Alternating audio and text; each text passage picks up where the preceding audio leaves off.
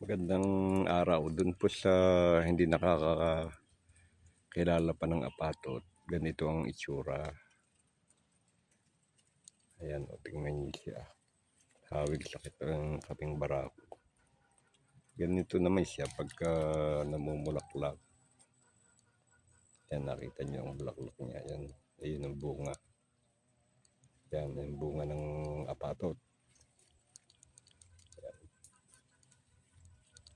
Kanyang puno, tingnan niyo itsura niya. O, para siyang puno ng kape. Yung kahawig doon ang puno niya. O.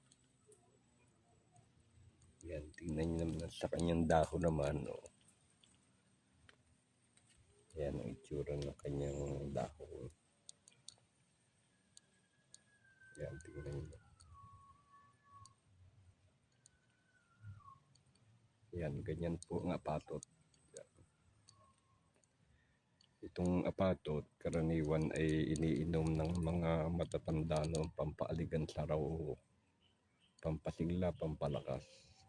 Yun, napatunayan din nila na mahiga rin daw ito sa mga sakit sa bato. Yan, kaya iniinom din nila yan.